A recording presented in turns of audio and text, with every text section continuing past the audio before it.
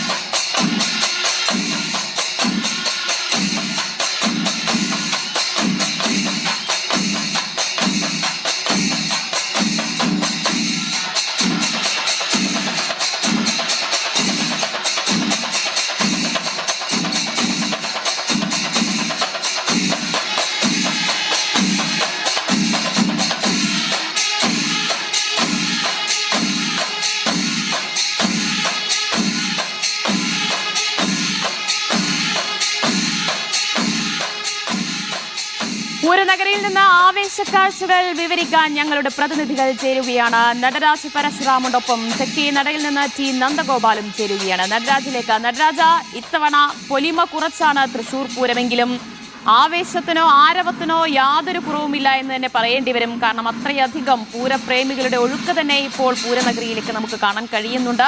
ഘടകപൂരങ്ങളുടെ വരവ് തുടങ്ങിയിട്ടുണ്ട്. ഇപ്പോൾ ഇനി മഠത്തിൽ വരവിനായുള്ള കാത്തിരിപ്പാണോ?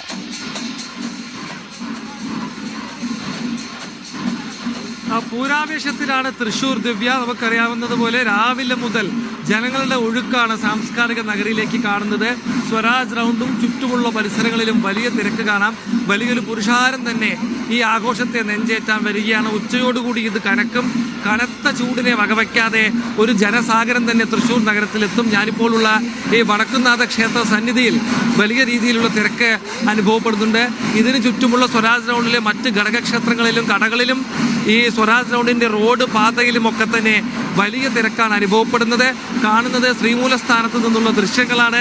ചൂരക്കോട്ടുകാവിലമ്മ തൃശൂർ പൂരത്തിൻ്റെ ഭാഗമായി ഘടകക്ഷേത്രമായ ചൂരക്കോട്ടുകാവിലമ്മ വടക്കുംനാഥനിലേക്ക് എഴുന്നള്ളുന്നതാണ് നമ്മൾ കാണുന്നത്. 14 ആനകളുടെ അകമ്പടിയോടുകൂടി പാണ്ടിമേളം കൊട്ടിയാണ് ചൂരക്കോട്ടുകാവിലമ്മ ഇങ്ങോട്ട് വരുന്നത്. ഒരുപക്ഷെ തിരുവമ്പാടിയും പാറമേക്കാവിലും അമ്മയും കഴിഞ്ഞാൽ ഇത്രയധികം ആനകളുള്ള ഒരു പൂരം മറ്റൊന്നുണ്ടാവില്ല എന്ന് പറയാം. ചൂരക്കോട്ടുകാവിലമ്മയ്ക്ക് 14 ആനകളാണുള്ളത്. അതിനുശേഷം ലാലൂർ വരാനുണ്ട്, അയ്യന്തോൾ കാർത്തിയായന് വരാനുണ്ട്, നെയ്തലക്കാവിലമ്മയും വരാനുണ്ട്. അതുകൊണ്ട് തന്നെ ഇനിയും ഘടകപൂരങ്ങൾ ക്ഷേത്രത്തിലേക്ക് വരണം. പല ഘടകപൂരങ്ങളും വന്നുകൊണ്ടിരിക്കുകയാണ്. വലിയൊരു പൂരാവേശത്തിലാണ് തൃശൂർ. പറഞ്ഞതുപോലെ തിരുവമ്പാടിയുടെ എഴുന്നള്ളിപ്പ് ഒരു ഭാഗത്ത് പുരോഗമിക്കുന്നുണ്ട്. അവിടെ 11 മണിയോടുകൂടി മഠത്തിൽ വരവ് തുടങ്ങും. മഠത്തിൽ വരവ് പഞ്ചവാദ്യത്തിനായി കാത്തിരിക്കുകയാണ് പൂരപ്രേമികൾ.